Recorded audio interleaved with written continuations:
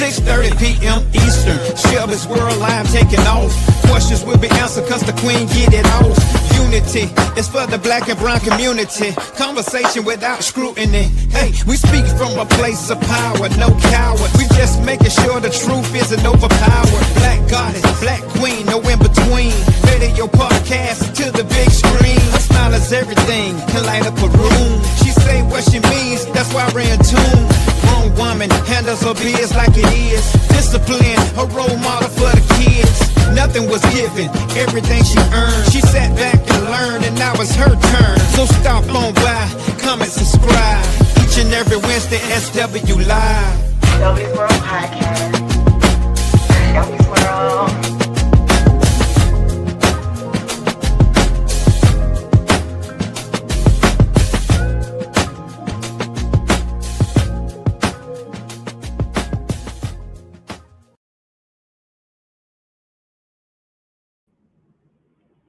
And what's up? Welcome to Podcast Wednesday. Another Wednesday, y'all. We're going to get to the point today because I got a quick discussion for y'all, but a good discussion, and I want to go ahead and just jump into it. We're going to be talking about what kills relationships today. We dropped that quote for y'all already.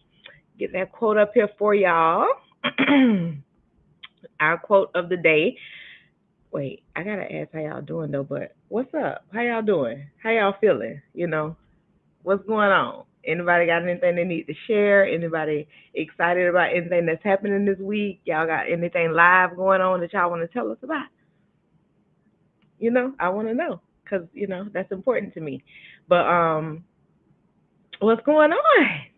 Welcome back. What's going on, Clint? What's going on, classmate? How you doing? So, quote of the day, y'all. Let me get it. Let me go back and put it back on screen for you. Okay. Quote of the day. Sometimes trying to fix them breaks you. And when we talk about relationships, we're not just talking about intimate relationships. We're talking about family relationships. We're talking about friendships. We're talking about anything that conditions around a lot of these different things that are going to let you know what destroys relationships. We're going to delve into it because a lot of times when we think about what hurts a relationship, we're always thinking about just husband, wife, girlfriend, boyfriend type of thing. No, relationships go deeper than that. So I definitely when we talk about some of these topics, some of the issues that destroy them, I want y'all to be mindful that this goes on any level. Good evening, Lady Lavender. So sometimes trying to fix them breaks you. And that is very, very, very, very true. There are so many reasons as to why people decide that, you know what, I can't keep doing this. I will not keep doing this. I've gotten to my breaking point, or I'm just done. I've tried, I've given it enough. And when that happens, it tends to be in a negative way because of the fact that you've allowed so much, you've done so much, and you don't know when to kind of like break away or cut ties. And a lot of times when you see that there are times when you see where things are going, it's easier to go ahead and pinpoint the issue then. And if it doesn't start to straighten itself out, go ahead and start moving and distancing yourself from it then. Because the longer you wait, the harder it becomes. The longer you take, the harder it becomes. And then, you know, you start to have these guilty issues as well. So you don't want that to happen. You kind of just want to do it as it comes, whatever. And to be honest now, I'm noticing that a lot of people are just like, I choose me. So when they get to that point of where like I do have this area now in my life where I can put me first, I can stop thinking about what's going to affect everyone else and start focusing on me and me only. You know what I'm saying? Good evening, Dennis. It does, but you don't want to be forced into that. You want to casually keep living your life to the point where you're just, you know, you're enjoying things, so you're able to do these things without it feeling like, oh, you know what, I'm fed up. Let me just do this. No, we wanna be enjoying our lives before it gets to a point of frustration. Before, or what I'm saying, just ending certain things that are causing a whole lot of traction before it gets to a point of frustration. So we were all raised with different communication dynamics. Sorry about that, my eyes is itching. Different communication dynamics that influence how we learn to interact today. So, like, you learn how your parents communicated, how your siblings communicated while y'all were all growing up in the same house. Y'all talk that language. That's how, what I'm saying. That's how things were done in your presence. That's how you learn your first levels of communication from the people around you, albeit school, your home life, your friend life, your family life. Anything that you're doing on a regular basis is going to be your first start to learning how to communicate. And we definitely had that.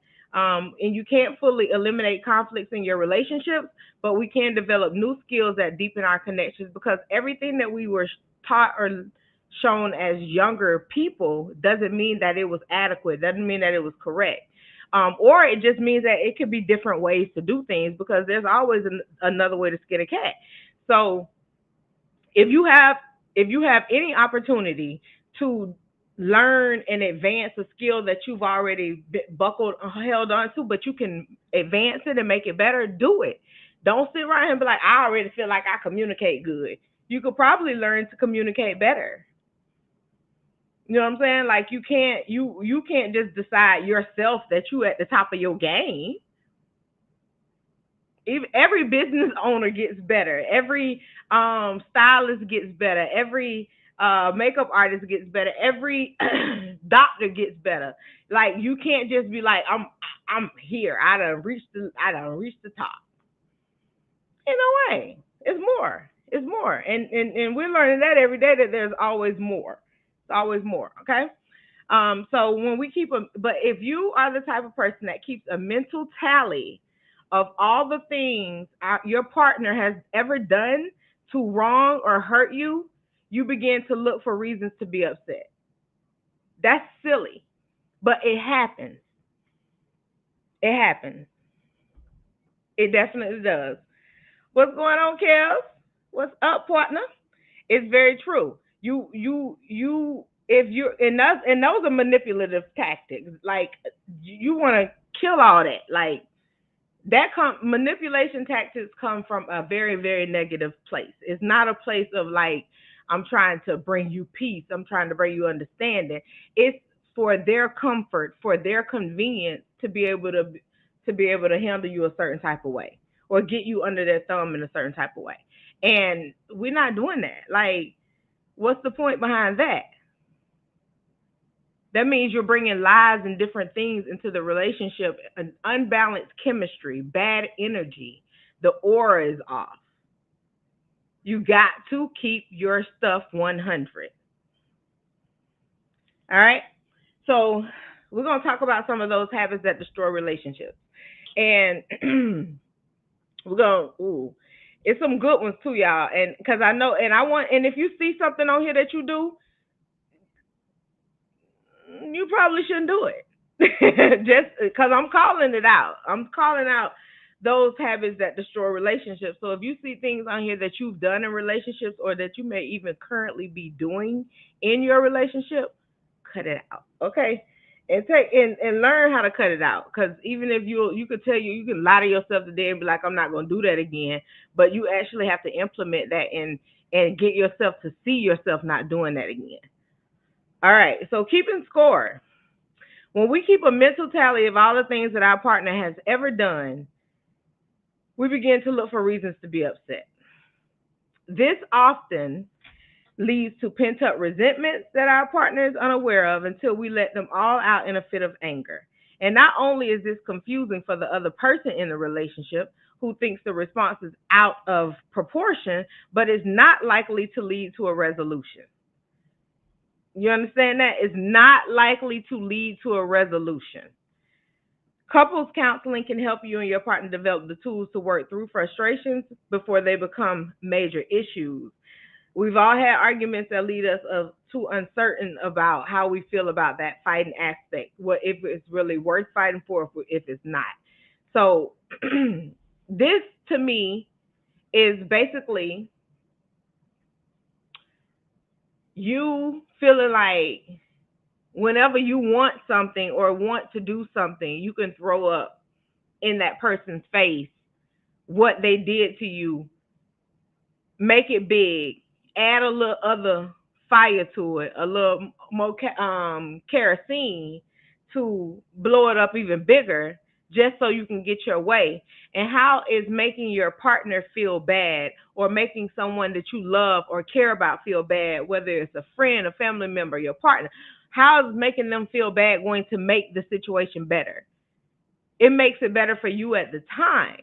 But what does it do for you guys' relationship? Those tactics don't last forever, and then you get to a point where they're not even trusting you because you've been using all these different type of tactics on them. That's silly. We too old for that. And that kind of stuff rub off on your children. If you got younger children, you need to be more mindful of the things and the energy that you put out there that says, this is how I am, this is just me. That type of energy is very, very negative. It does not make a situation better. It drives it worse. Because then a person is going to get to a point of, I'm not doing it no more. It doesn't matter what it is, it could be something at that time very, very small. But they're not going to want to deal with it anymore because of the simple fact that they've gotten to a point of frustration.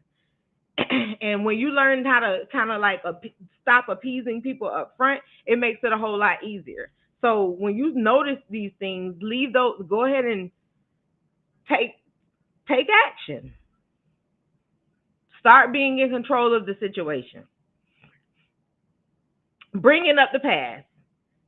Similarly to keeping score, if you're always dredging up the past in your relationships, it's a good idea to examine why, as well as what you need to really move forward. Because there is something about what you keep bringing up about that person and to that person. There's a reason behind it. And if it's because you're just trying to use it for your manipulation tactics, we figured that part out. But if there's something else deeper there, like they may have done something to hurt your mental, said something in relationship to your mental because it brings up trauma, or whether or not it's a sexual situation, whatever. If it's something that continuously is brought up, it may be a reason behind it. Find out what it is. Using ammunition from the past against each other erodes trust. No one is perfect. We need to know that we can make mistakes and atone for them, or why bother trying? Without forgiveness, we're always stuck reviving the same wounds. This is demoralizing, to say the least, okay? Very demoralizing. So you can't keep trying to come to a person doing the same things and the same things and the same things and thinking that it's going to be okay, because they're going to keep bringing that up. If that's something that's repetitive, that's going to continuously be brought up. But if something is not happening repetitively, but they're bringing it up all the time, 9 times out of 10, something has hurt them in their past from you, or either someone that they've dealt with priorly, and they don't know how to deal with it. That's why the only easy way for them is to continue bringing it up. Relationships for 200, Alex. Bringing up the past to hurt you. What is a woman, Alex?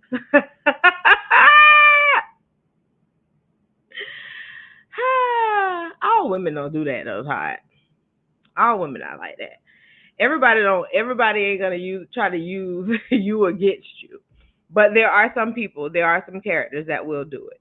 That is very, very true. I don't have no disagreements with you on that. Oh my goodness. Yeah. Look at him. He look so he oh, everybody do it. Dang, y'all be putting everybody in one bubble. That's terrible. But if somebody say all men, most men got small penises or things of that nature, then y'all be so mad. Oh my god, you can't do that. You can't just bubble people in, Ty. That was kind of, I took it there with that because I don't really want to be bottled in with no other body, no person, human being at all, because I'm just Shelby. Abusive language. Whew, that's a heavy one. Abusive language. We may not consider it abusive, but name calling is highly destructive and has no place in any relationships. Any relationships. When we engage in this kind of behavior, it signals a clear lack of respect for the person we're supposed to care about and the person we're supposed to love. Yeah, okay. Um, Sometimes things are said in the heat of the moment, but it's important to remember that we can never take them back. There's a clear sign that your relationship or your friendship or your companionship may need some extra attention. This is very, very true. When you become very abusive and you're trying to say things that will hurt that person, and abusive language is just that, harsh stuff, anything that makes a person feel a certain type of way. You calling them out of their name, you calling them out of their character, and then 20, 30 minutes later, after you've calmed down, you want to apologize. And you want to apologize? You're off topic. You're not even on key right now, and you're taking it way further than it should have to be taken anyway. Say I reply on topic. I reply on topic, not me. Gotcha. Um so we definitely have to remain on what we're discussing. We definitely have to not go into this phase of trying to make a person feel a certain type of way where you're trying to attack them and demoralize them. I always say this. I don't know what type of love people are shown when they're coming up, but you can tell it in their arguments. You can tell how they respond. You can tell how they communicate, the way they were raised, and what things that they saw and things that they picked up along the way. You can see it because it's crystal clear too. Because if your person is so defensive, automatically defense an automatic defense mechanism goes up where it turns into a brick wall. Now they don't care. It's hard now. Now everything you're doing there is like this. You can't get, you know what I'm saying? But the more you say is making them matter, even if you're not disrespecting them because you're not giving up on the conversation, it can make them become way more disrespectful to you. Now you're hearing name calling, you're hearing um restricted behavior, you're seeing them, their anger, they're boiling.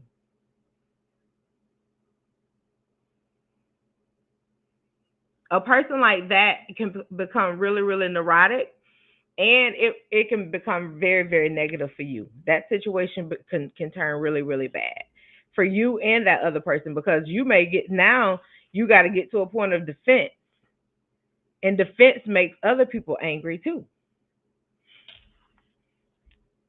It's a lot. So that's why the top thing to do is being able to communicate. You have to communicate what's bothering you. You have to speak up. You can't sit up and be like, no, I can't say nothing about this time. Let's see if it becomes a habit. When it becomes a habit, it's too late. It's too late. Don't let it become a habit. Lies. Lying is one of the fastest ways to destroy a relationship. Sometimes we tell white lies or withhold information to avoid hurting someone's feelings. But trust is at the core of all healthy relationships.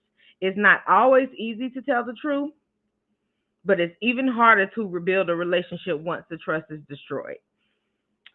The truth will set you free, but you have to endure the labor pains of how you put it out there.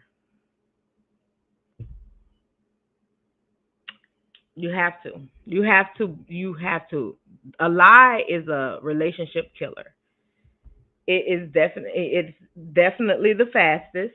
It's the fastest, and then the communication comes next because that lie is transforming how you communicate anyway.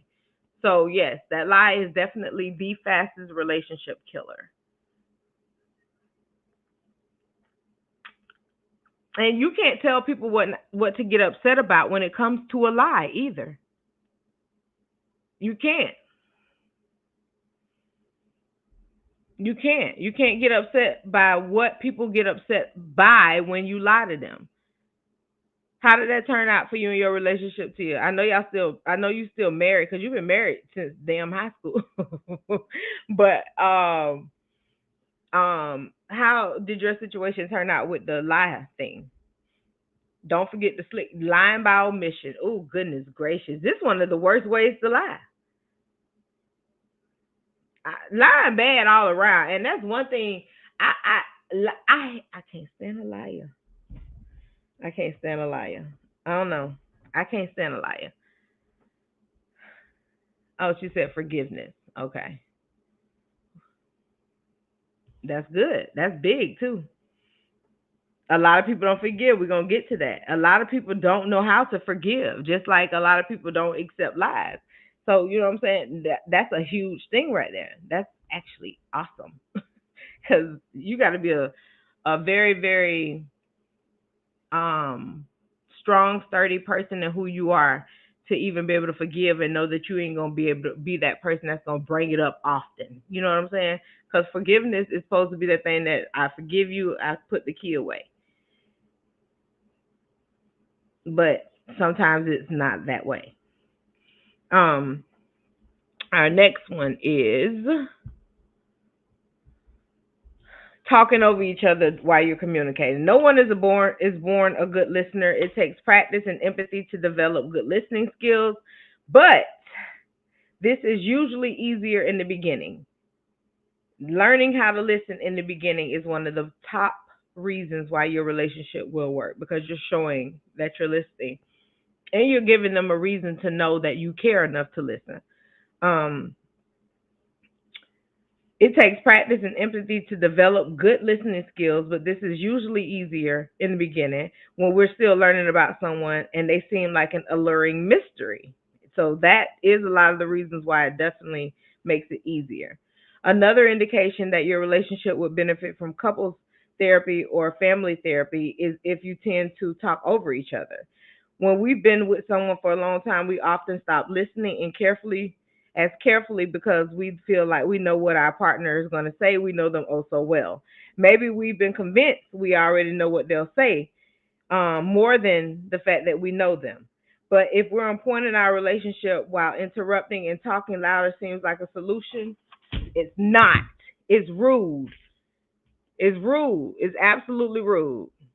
All that hollering over each other, talking over each other, all of that is really, really rude.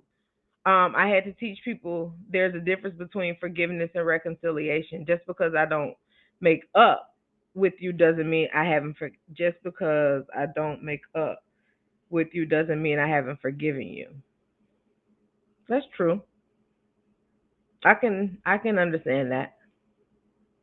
That makes a lot of sense too because people, you do have it to where you're big enough, your heart allows forgiveness, but you that don't mean I want to still deal.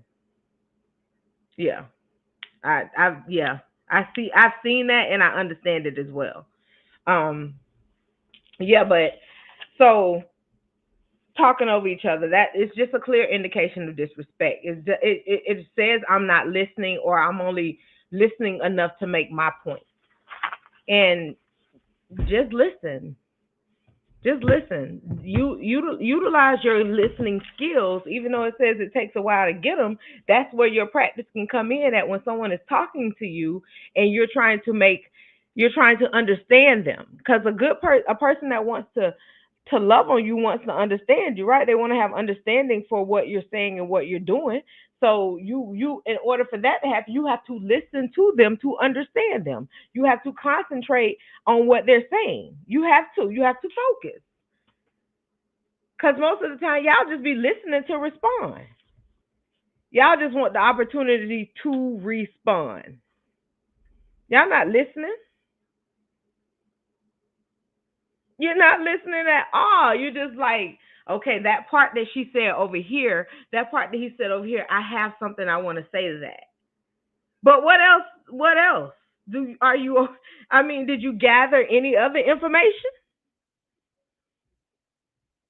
Did you pick up anything else? I actually like listening. I probably listen more now than I have to even respond because I don't. Half of the time I don't even. What the hell is that for? Oh, piece of hell. Half of the time I don't even want to say nothing because sometimes, especially before I learn how to be a little bit null and void with some of my word choices, I never used to want to say the wrong thing. So I was very careful about how I spoke and the things that I say. I have learned the essence of listening more than I speak. Yes, yes, ma'am. Yes. And sometimes when you listening to a person, they'll talk themselves right out. Talk themselves into what they shouldn't be, what they was trying to not tell you. It's gonna come out now. Just sit back and listen. Half of y'all miss the whole testimony when somebody talking to you because you're so caught up in what you're trying to say. All right. Yes, yes, yes. I like the essence of listening. It does a lot for me. It's very, very helpful. The whole the guess what I'm trying to say type of movement. This movement right here is very, very aggravating. That's what I'll say that is. It's kind of aggravating. Because why can't you read my mind? Most of us weren't raised with healthy communication skills. We might not even realize that we can ask for what we need instead of being angry when our needs aren't being met. Yes, you can. You can ask. You can just speak up, and sometimes your will shall be done by you opening up your mouth. But because people don't know how to communicate, it doesn't happen that way. Okay. Um, if this is kind of things we say when if they really love me, they know. But none of us are mind readers. Expecting someone to just know and just understand how we feel makes them responsible for our happiness, which is not only unfair but also unfulfilling. And that key thing right there, giving somebody the key in the control over your happiness or trying to make yourself believe that they have the power to make you happy or they have the power to be responsible for your happiness is freaking insane. It's insane on every level. Open up your mouth and communicate. If your foot is hurting and you stomp your toes, you're gonna scream loud and people are gonna know that something is wrong.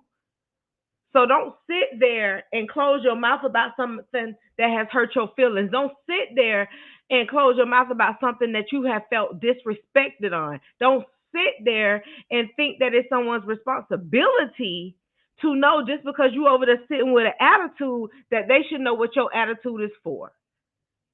Open your mouth. Open your mouth. You have to communicate. You have to. Do you think that the reason some play mind guessing games is because we don't want to hurt the other person's feelings by being straightforward with our communication?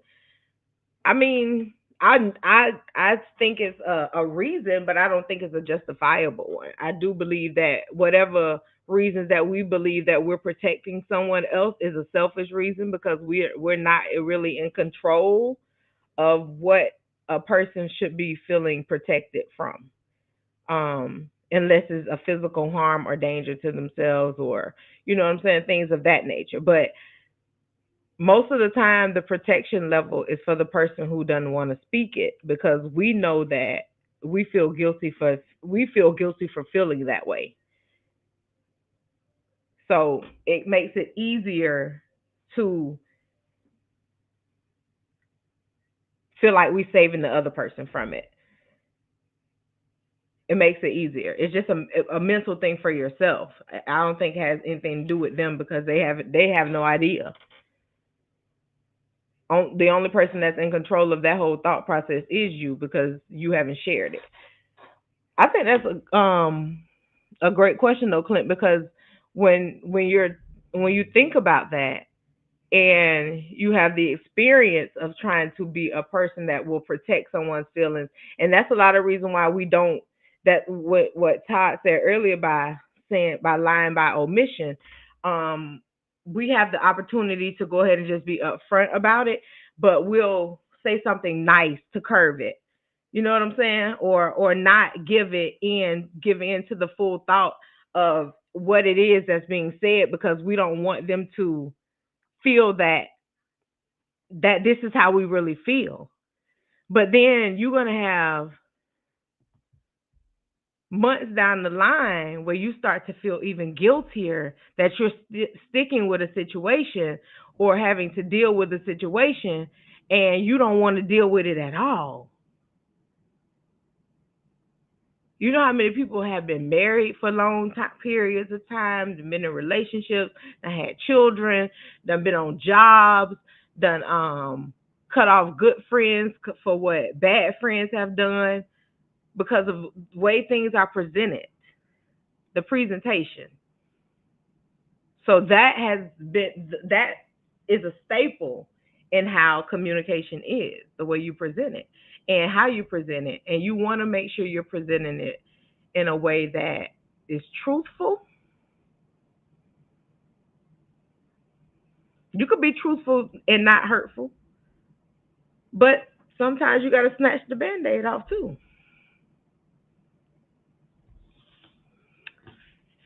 It is what it is, man. We in this life one time over here on this side. Might go into another realm, but over here we're on this side. Like I lied about spending money in a joint account that he knew about, but was asking, and I played dumb. And you know that man knew though. See what I'm saying? That's what I'm saying. We like he couldn't see it though. Tia. He could see it. It's not. It wasn't. It wasn't as the way it was black. It was like hidden from him. So why would you even try to carry on with that? We so funny, bro. Human beings are hilarious. I don't care what nobody say. We are too funny. Okay. Stonewalling. I know people that we know this by something different. So let me give y'all this definition really quickly. Um, oh, I'm supposed to be on generalizing. I'm skip it real quick. I'll go back to generalizing. Stonewalling. We've all been or given or receiving on the receiving end or giving end of stonewalling, but maybe you've never heard the term. Stonewalling refers to shutting the other person out for a period of time and refusing to communicate. It's also known as the silent treatment, and it can be do as much damage to a relationship as emotional outbursts if it goes long enough. Taking a time out in your relationship is normal, but if you never time back in, it can lead to unresolved feelings. Now, I don't know. Like, this is my thing. My thing, I don't know if stonewalling is a good thing or not. I don't think that it is. I feel like that's a terrible, terrible, terrible thing because whew, it's major. I'm a Pisces baby. I can't deal with that silent shit. Like you got to talk to me because it's hey girl, thank you Bookie. You got to talk to me. If something is going wrong and I know that I can fix it or I don't know nothing about it and you just holding out on me and you giving me the silent treatment, baby, I am livid. That is one of the hugest relationship killers. That will break if you really looking for a way out, that's it right there. Stonewalling has been one of the he's been guilty of it. Stonewalling is one of the biggest. That silent treatment is one of the biggest because oh Why do you think it's okay to be quiet? Why do you, especially y'all people who live in the same house with people, y'all will shut down on a person. Um, this is why, and Stacey is not especially when dealing with a person with neglect issues, and that's why people need help. You can't be trying to jump into these relationships and be serious with people, and you know you still got issues. Go get you some help because you're gonna bring that shit into that relationship, and it's going to eat y'all alive. What are you, 12? Silent treatment. Oh my God, it definitely is. It's emotional immaturity. I hate it so bad. I hate it so bad. I hate it so bad. I can't stand when nobody just be quiet and just shut down on me. Now, space is different, Tia. Space is different now, now just because I don't like a person shutting up on me, that's because I don't need people angry and just I need everybody. In my space time, I need you happy. I need you great. Because I'm doing everything in my power to make sure you feel that way. But I'm highly, highly contagious on needing my space too. So I don't. That's different. Having your space and shutting down on somebody and not even communicating with them when you come out of your space, totally different things. Causing more problems is not helping. It's not helping. It's hurting. Please hear me. You're hurting your relationship on a deeper level now because you're adding trust issues to it. You're adding the fact that you want somebody to read your mind to it. You adding the fact that the past is now circulating in your brain about what they've done and why they might be doing this, and it's trauma related. It's so many different things that you're incorporating into that silent treatment moment. I recently walked away from a relationship, but what I realized is what I realized is for that to happen, the person never valued me, especially if they just shutting down. I've hated that. I hate that. I hate that so bad, bro. Like, talk. And even if you need a couple days, like I ain't mad that you need time to handle things and get your mind right. I'm getting my mind right. But to completely shut down, like it's people that done did this for months on end. Just say I need space, that's cool. But all of a sudden cutting off all contact, not returning calls and texts for days, ridiculous. It is. Because respond, say you're okay.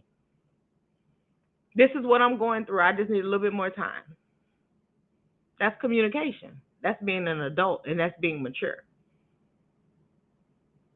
But if you completely just go silent, babe, you might as well go ahead and know that I'm about to physically and mentally move the fuck on. Give me a month of no communication. You dead. Because there ain't nobody finna sit up and play with my feelings like that. You're not playing with my time nor my feelings. That's wrong. And then you want somebody to be forgiving. How?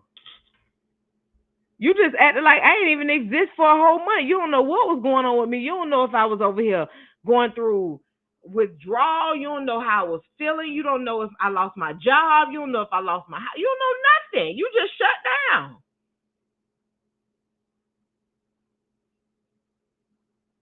You dead. You dead. I don't get that. I can deal with a lot of things, but cutting me off without telling me that you cutting me off and that we might just want you just might want to be done and just expecting me just to have understanding for all that. That's not gonna ride with me.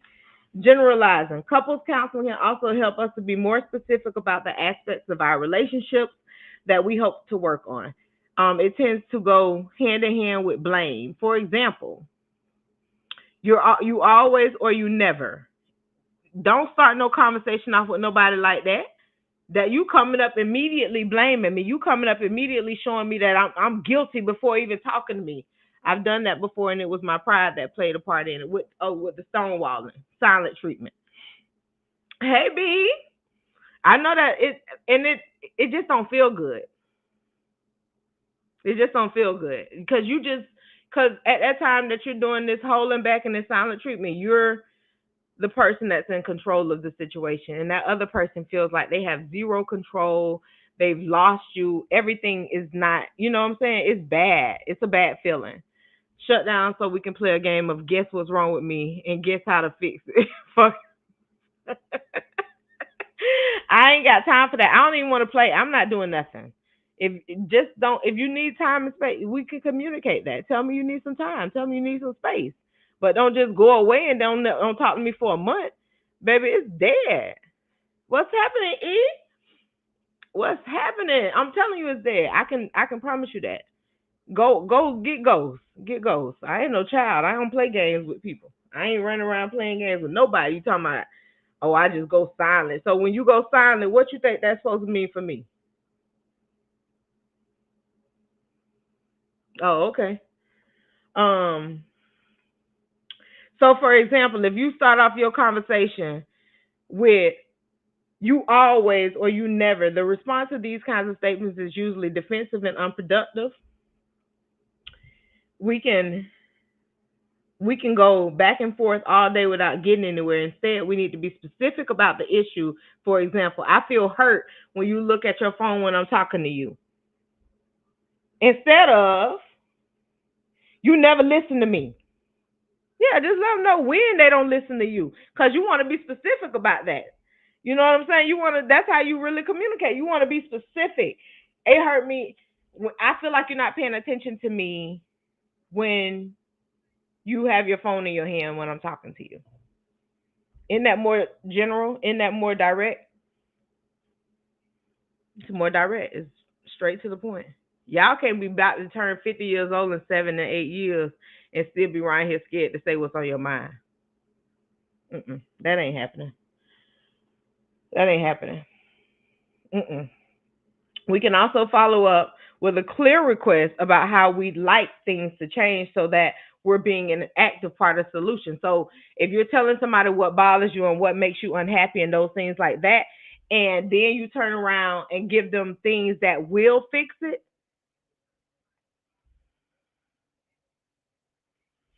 and what will fix it, yeah, that's so good. That's great. That's dope, actually.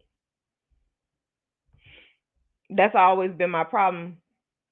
The blame thing, Tia, that's always been your problem, being like that, where you're not, or the part where you can't be specific enough about what it is your requests are. Um, so yeah, no generalizing. Just be, if tell them like that. This is just what hurts me. This, I don't like the way that makes me feel. I don't like the way that makes me it don't make me feel good.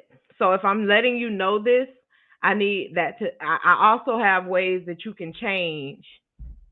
Oh, my ending. Oh, okay. I got you. I got you. There's always other things that you can do to change how you interpret it and how you present it. Because just because I say to you, I feel like you hurt my feelings when you do this. What is the outcome? Besides the fact that they'll change how they do it, but does it make you feel a certain type of way to want it fixed? Do you, if he continues to do that or she continues to do that, will that make you feel like you're being ignored? So what would you like to see? Speak up about what you would like to see in the outcome. If I'm telling you, when you walk behind me, your knees hit me in my ass, and you keep walking behind me, and I tell you, and I already done told you what the problem is, and then all you when you say, but I want to walk behind you, and I say to you, walk beside me because your knees are hitting me in my ass, and you do it again, then I'm gonna feel like I'm being ignored because I've told you what you're doing and how it makes me feel.